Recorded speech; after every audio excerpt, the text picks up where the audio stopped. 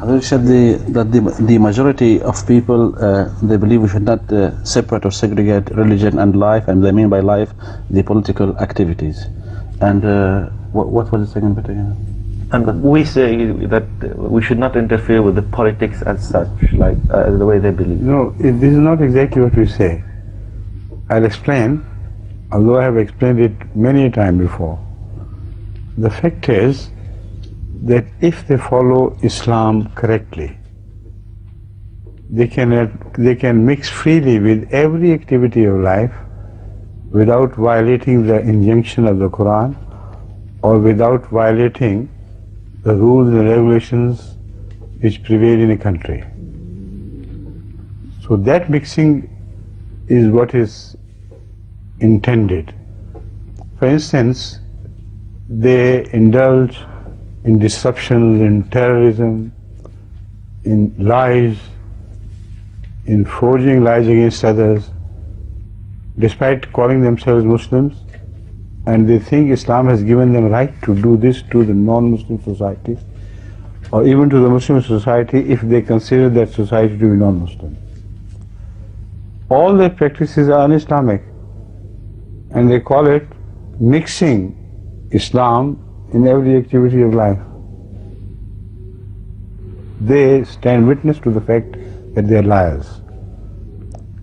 If they had followed the Quran, then their participation in the politics will be based on absolute justice, on honesty, on fair play. As the Holy Quran says, that whenever you vote, vote with honesty, not to a party, not to a religious person or irreligious person. Just vote for the sake of someone who can discharge his right of amana, his trust to the people. And there neither Islam is mentioned, nor Hinduism, nor any other ism. Every human being can practice this Islam. It's not essential that it has to be a Muslim who can practice Islam. So Islam is universal. It does not interfere with life. It improves the quality of life in every sphere of human activity. So if you build this theme further, you'll be amazed to find that when Islam says it is universal, it covers everything, it does not mean that it covers filthy politics. It only presents politics as purified, simple and plain and truthful. But if you follow this injunction, there will be no politics left. Politics is now understood to mean play fraud either on your own people or on some other people. Did you mention terrorism? Yes, in the beginning, it happened. A little bit, but I want to enlarge upon this factor. Islam does not permit anyone to take the law of the land in his own hand. Categorically rejects this possibility. So much so that hijrah is essential for whatever revenge you want to take against the people among whom you live a suppressed, oppressed life. You must go out of the country. You must not interfere with the law of the place or the country who have transgressed against you.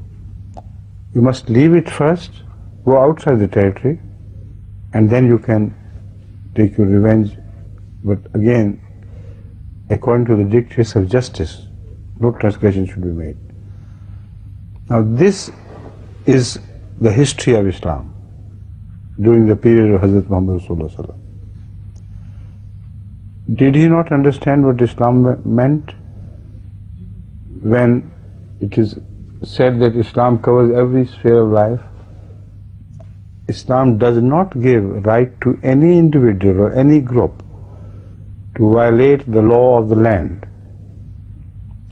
They can live there according to the law or leave the country altogether.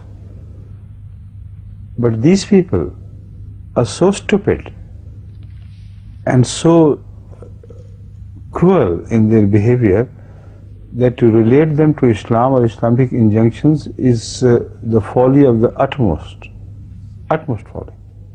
I give the example of Algeria, your country. Cinema? Partially it is your country.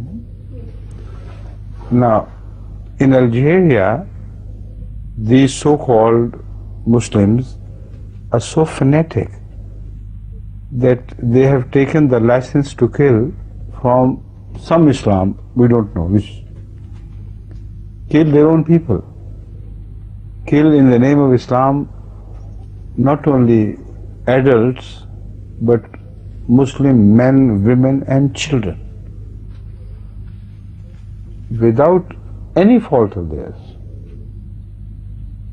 They slaughter them and throw them in mass graves, which are discovered now. Even a suckling baby is murdered. And this they call Islam. Amazing. Is this the meaning of Islam?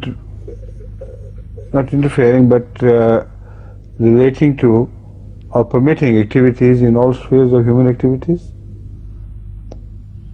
So this has happened to these people. Something has gone to their head which is satanic, not Islamic. And their behavior tells us that this has never been the behavior of Ahmad or his followers. Their behavior and his followers' behaviors are antipodes apart, poles apart. Right?